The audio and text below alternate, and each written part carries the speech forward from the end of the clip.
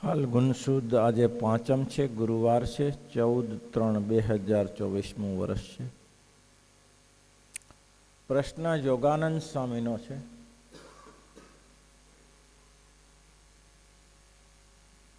યોગાનંદ સ્વામીએ પ્રશ્ન પૂછ્યો છે, મહારાજ, સમાજમાં 2 પ્રકારના ભગવાનના ભક્ત છે.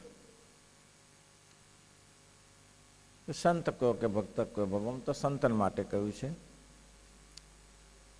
મેં કાલે કહ્યું હતું કે આ પ્રશ્નનો ઉત્તર મહારાજે કર્યો નથી, પણ મુક્તાનંદ સ્વામીને અને બ્રહ્માનંદ સ્વામીને ઉપર મૂક્યો કે તમે આનો ઉત્તર કરો, અને એ ઉત્તર કર્યો તે પણ માન્ય રાખ્યો છે.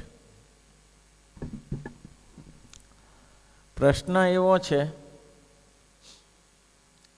કે એક તો માણસ નિવૃત્તિ પકડીને બેસી રહે છે,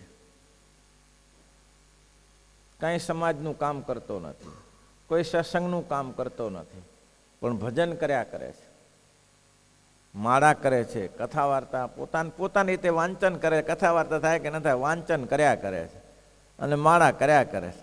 દિવસના નિયમ લીધા છે, નિયમમાં ફેરફાર કરતો નથી. અને બીજો તો દોડીને મંદિરની પ્રવૃત્તિ કરે છે, કોઈ શાસ્ત્રની પ્રવૃત્તિ કરે છે, કોઈ સંપ્રદાયને ઉપયોગી એવા ગુરુકુળો કે ગમે તે કર્યા કરતા હોય છે. તો પ્રશ્ન એ છે કે એમાંથી 2માંથી શ્રેષ્ઠ કયો? ભજન કરી લે એ શ્રેષ્ઠ હોય ને આ રખડપટ્ટી કરીને શું કામ છે? ત્યારે પટેલ જેવું થાય. પટેલ આખા ગામનો સામાન લેવા ગયા, ગામમાંથી બધી ચિઠ્ઠીઓ લીધી અને પોતાની ચિઠ્ઠી નહીં તો આખું ગાડું ભરીને આવ્યા, બધાનું બીજાનું, પોતે ખાલી લઈને આવ્યા. તો એના માટે શું કરવું? એમ એક તો બાજુ તો એવું લખ્યું છે કે ખાલી ગાડું લઈને પટલાણી પૂછ્યું કે કંઈ લાયા નહીં? તો કે કેમ? તો બધાની સામાન, બધાની ચિઠ્ઠીઓ હતી, તારી ચિઠ્ઠી નથી, ઘરની ચિઠ્ઠી ન હોય. એટલે એક બાજુ તો આ એક પક્ષ છે ભાઈ, સમજી શકો તો. એક બાજુ એવો પક્ષ છે અતિ પ્રવૃત્તિ ભગવાન ભૂલાવે, અતિ પ્રવૃત્તિ ભગવાન ભૂલાવે, પણ પ્રવૃત્તિ કર્યા સિવાય છૂટકો પણ નથી. તો કરવું શું? એટલે મહારાજે વચનામૃત 22માં કહ્યું કે જે કંઈ કરો એ ભગવાનને અનુસંધાન રાખીને કરો. બાકી પ્રવૃત્તિ ભગવાનની માય કરી દો ને. જે પ્રવૃત્તિ કરો છો એ ભગવાન માય કરી દો. નિવૃત્તિમાં બેસી રહેશો તો કંઈ થશે નહીં, તમે એકલું પોતાનું કરશો. હવે શ્રીજી મહારાજના વખતમાં ગઢડાનું મંદિર બનાવાય, ગઢપુરનું, અને એમાં પથ્થરના ગાડા આવે. ગાડા ખાલી કરવાના હોય ને પથ્થર પાછા ઉપર બધા પહોંચાડવાના હોય. એટલે શ્રીજી મહારાજે બધા સંતોને કહ્યું, સંતો ચાલો ત્યારે પથ્થર ઉપાડી લઈએ, ગાડા બીજા ભરાઈ શકાય ને, પાછા બીજા ગાડા ફેરી લાવે પાછા પથ્થર. એટલે બધા સંતો સાવધાન થઈ ગયા. આપણે એક સંતને માળાનું નિયમ હતું, તે માળા કરતા હતા. તે મહારાજે પોતે ખુદ કહ્યું, માળા કોની કરતા હતા? જે બેઠા છે એની. શ્રીજી મહારાજે પોતે કહ્યું, મહારાજ કે જાતે કહ્યું, સ્વામીજી ચાલો ત્યારે આપણે પથ્થર ઉપાડી લઈએ, બીજા ગાડા. હા મહારાજ, વાત તો સાચી તમારી, પણ મારે આ નિયમ છે ને જરા, એટલે નિયમ જરા પૂરો કરું. મારે કંઈ પછી કરજો.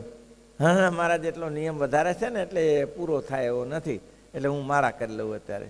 મહારાજ કે આ લાકડા ફેરવે કાંઈ ના વળે. શું? આ લાકડા ફેરવે કાંઈ ના વળે. ચાલો પથ્થર ઉપાડો, પણ ન ઊભા થયા. બોલો, આને ગુણિયલ કહેવાય. ગુણિયલ. સમાજ એવું જ માને છે અત્યારે, સમાજ એવું જ કહે છે અત્યારે. મારા બેટા શું, તમારે શું જરૂર છે? ગ્રસ્તોનું કામ છે આ બધું કરવાનું, તમારે શું જરૂર છે? અલ્યા પણ એટલું તો વિચારો કે હજારો જીવ સત્સંગી થાય છે, હજારો જીવને આ સ્વામિનારાયણના નામના સંસ્કાર પડે છે, એના વિચારે. અને આ તો ખાલી વાતો કરીએ, બાકી ઘરથુથી તો આપણી એ જ છે. આપણી એ ઘરથુથી એ જ છે. આપણે જો લાંબે વિચારીએ તો આપણે ગુણ ના આવે. પ્રવૃત્તિ કરનારા ગુણ, મહારાજ કે એમાં સહેજ નાનો મોટો ગુણ દેખાય, અવગુણ દેખાય તો એ અવગુણ નથી. પ્રવૃત્તિ કરતો હોય નાનો મોટો અવગુણ દેખાય, દોડાદોડી કરતો હોય, ક્યાંક કરતો હોય. માનો કે રસ્તામાં ચાલો જતો અને બેન નજીકથી ચાલી જઈએ તો કે આ 5 હાથ ડુલે ચાલુ જોઈએ ને આ ચા નજીક ચાલ્યો. પણ મહારાજે બધી વસ્તુ કઈ છે, ગાડ્યા સિવાય નીકળી જવાનું, દોડાદોડી કરતા હો, કામ કરતા હો ત્યાંથી. તમારા નિયમમાં દ્રઢ રહેવાનું. બાકી પ્રવૃત્તિ કર્યા સિવાય સત્સંગમાં સોજિત્રાના ઝવેર ભગત હતા, સોજિત્રા ગામ. વડતાલ જોડે ઝવેર ભક્ત હતા. ઝવેર ભગત રામ ઉપાસક, ખૂબ રામજીનું ભજન કરે, ખૂબ રામજીનું ભજન કરે. હવે સોજિત્રાને વડતાલ જોડે જોડે, એટલે મહારાજ વાર ઘડી વડતાલ આવે અને સોજિત્રાના ઘણા હરિભક્તો એટલે એને કહે કે ઝવેર ભગત આવો ને, મારા સ્વામિનારાયણ ભગવાન આવ્યા છે, દર્શન કરે. મારે આ બરાબર છે, મારે આ બરાબર છે, આ જે હું કરું શ્રીરામ શ્રીરામ શ્રીરામ શ્રીરામ બરાબર છે. આપણે પકડ્યું ઉપાસના દ્રઢ રાખવી, નિશ્ચય દ્રઢ રાખો. આ સ્વામિનારાયણ ભગવાન આપણે રામચંદ્રજીની મૂર્તિ મળી છે, એમાં બહુ પૂર્ણ કામ. હવે આ કોઈ રીતે ઝવેર ભગત વડતાલ જાય નહીં. પ્રગટ પુરુષોત્તમ નારાયણ ભગવાન પ્રગટ થયા, એ તો ભાઈ મહદ ભાગ્ય છે તમારું. આ પુરુષોત્તમ નારાયણનો જોગ થવો ને ક્યાં થાય? આવા પુરુષોત્તમ નારાયણ આવીને ગયા.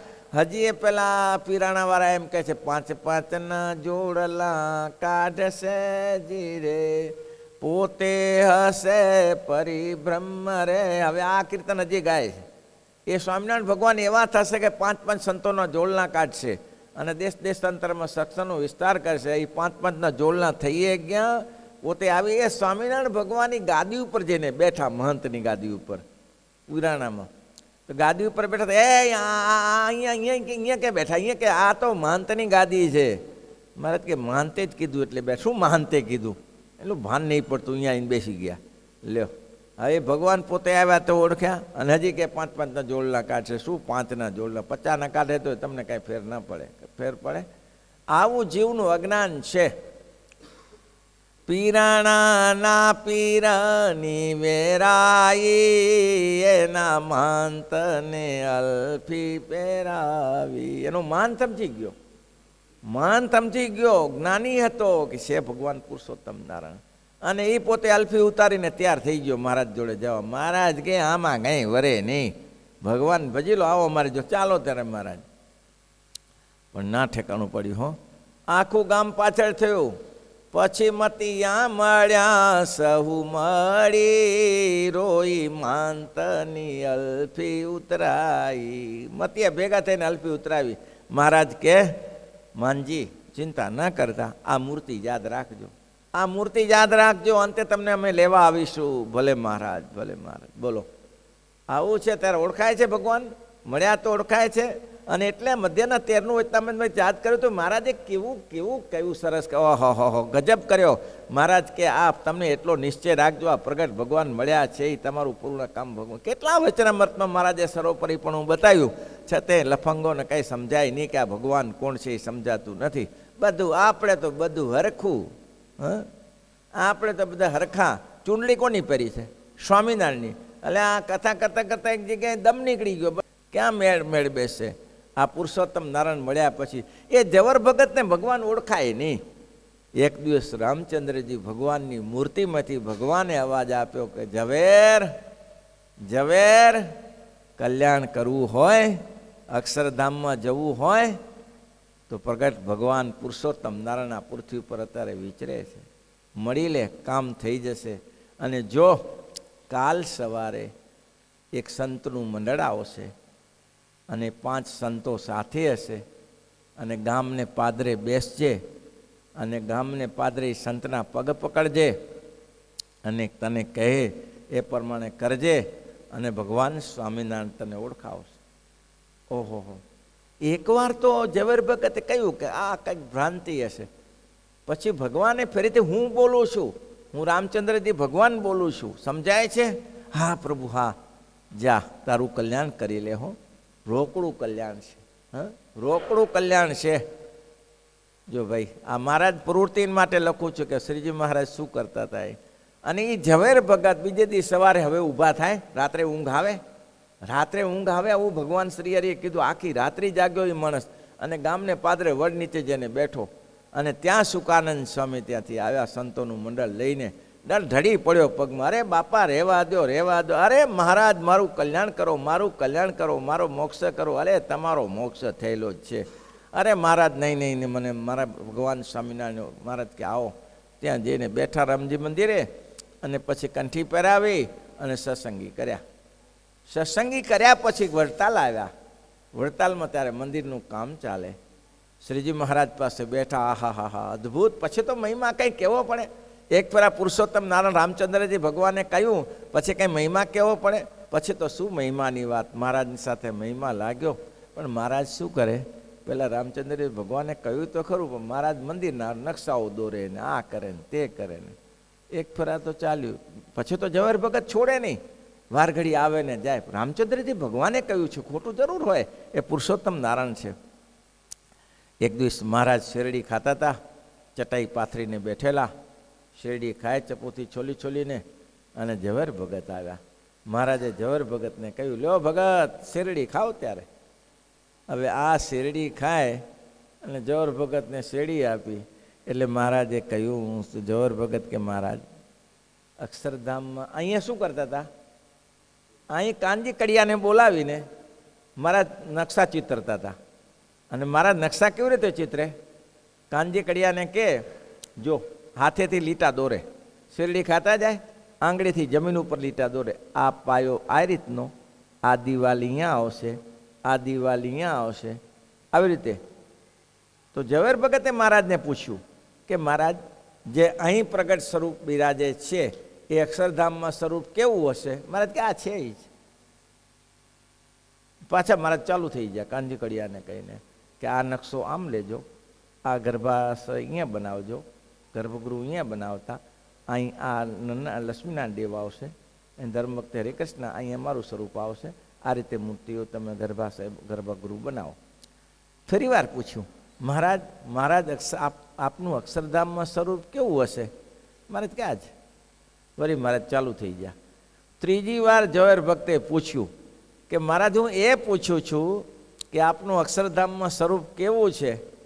મહારાજ કે આ બેઠું છે એવું જ. અને ત્યાં સમાધિ થઈ. અક્ષરધામમાં ગયા ઝવેર ભગત સમાધિ કરીને. મહારાજ આ જ બેઠા ત્યાં. મહારાજ ત્યાં એ ચટાઈ ઉપર બેઠેલા અને શેરડી ખાય અને કાનજી કડિયાને બોલાવી અને નકશા દોરે. ઓહો હો હો હો, આ એ જ છે. ત્યારે એમને અક્ષરધામ આદ્ય દીપ્ય માન એવું અક્ષરધામ. ના ભૂતો ન તદ્વાસતે સૂર્યો ન શશાંકો ન પાવક જદગત્વા ન નિવર્તતે તદ્ધામ પરમમ. એવું તે તેજોમય ધામ. પણ મહારાજે જ કરે છે ત્યાં. શ્રીજી મહારાજે એટલા માટે કહ્યું, આ સત્સંગની પ્રવૃત્તિ પોતાને મનમાની રીતે ના થાય. શાસ્ત્રની રીતે જુઓ, વિચારો, મનન કરો, નિધિધ્યાસ કરો કે કેમ આ સત્સંગનો વ્યાપ થાય, સત્સંગનો વિકાસ કેમ થાય. નહીં તો મહારાજ તો એવા મહારાજે બ્રહ્માનંદ સ્વામી પાસે 2-3 સંતો છોકરા આવ્યા સાધુ થવા માટે.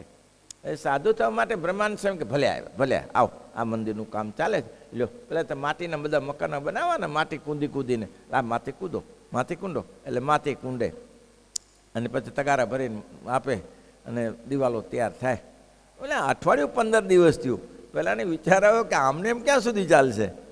મહારાજને આપણે સાધુ થવું છે અને મહારાજ પાસે ભણવાનું, એને બ્રહ્માનંદ સ્વામીને આપણે ભણવા આવ્યા છીએ. તો મહારાજ પાસે ગયા, શ્રીજી મહારાજ પાસે. મહારાજે સમાધિ કરાવી. તો મહારાજે આ જ ધંધો કરતા હતા. બોલો, મંદિર ચણવાનો ધંધો કરે ને બ્રહ્માનંદ સ્વામીને બતાવે કે આ માટા પટા આમ ચણવા છે. એટલે આ પ્રવૃત્તિ શ્રેષ્ઠ છે. મંદિરો કરો, મંદિરો જરૂર છે, ગુરુકુળો બી જરૂર છે. મહારાજે સંસ્થા આપે વિપ્ર વિશ્વાંસમ પાઠશાલામ વિધાપે છે પ્રવૃત્તિની આ સદવિદ્યા ભૂવિ યત સુકૃતમ મહત. મોટામાં મોટું પુણ્ય છે સદવિદ્યાની પ્રવૃત્તિ કરવી તે. એટલા માટે એક કીધો નિવૃત્તિ ધર્મવાળો. તો ભજન કરે એને તો રખાય કે ન રખાય? તો કે ભજન ભલે કરતો પણ ભજન આની સાથે થઈ શકે ને?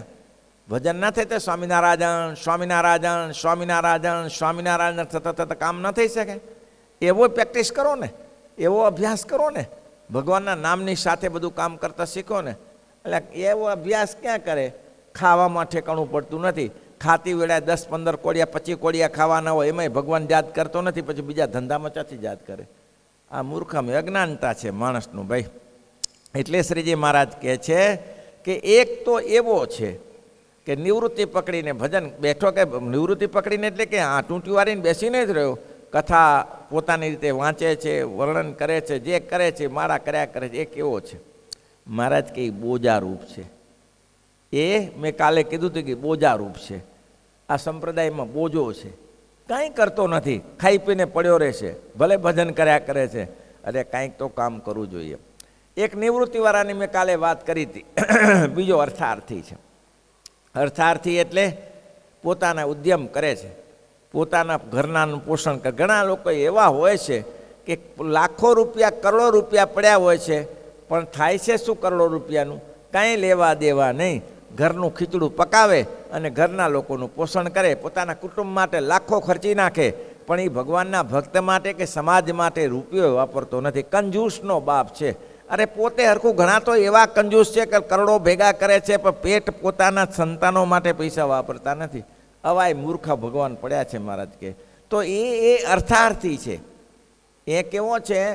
અર્થાર્થી છે. એને કંઈ લાંબુ નથી કે અર્થાર્થીને. એ અર્થાર્થી છે. બીજો પરોપકારી છે, સમાજનું કામ કર્યા કરે છે. ત્રીજા પ્રકાર, 5 પ્રકાર સમાજનું કામ કર્યા કરે છે. સમાજમાં ધર્મશાળાઓ બનાવે, મંદિરો બનાવે, આ બનાવે. તો કે આનાથી શું? તો શ્રીજી મહારાજે એના માટે એવો શબ્દ વાપર્યો છે. મહારાજ કે એના માટે તો સપ્તર્ષિ ઇત્યાદિ ઋષિઓ પણ આ પૃથ્વી ઉપર આવે છે. એના માટે ભગવાનના પ્રગટ અવતાર થતા નથી. શ્રીમદ ધર્મ 2 પ્રકારનો. ધર્મ સામાન્ય ધર્મ, મહારાજે જે 121 શ્લોક સુધી જે શ્લોકો લખ્યા એ સામાન્ય ધર્મના શ્લોક છે. એ બધાને સરખા પાડવાના છે. પછી આગળ વિશેષ ધર્મ. ધર્મ 2 પ્રકારના, એક સામાન્ય ધર્મ અને વિશેષ ધર્મ. વિશેષ ધર્મ કહેતા ભાગવત ધર્મ. મહારાજ કે ભગવાનના અવતારો જે પૃથ્વી ઉપર થાય છે એ ભાગવત ધર્મનું સ્થાપન કરવા માટે થાય છે. સામાન્ય ધર્મનું સ્થાપન કરવા માટે તો સપ્તર્ષિ ઇત્યાદિ ઋષિઓ આવી ગયા. જનક ઇત્યાદિ રાજાઓ પણ એની સ્થાપના કરી છે. લ્યો આ ફોજ આવી ગઈ. શ્રીપતિમ શ્રી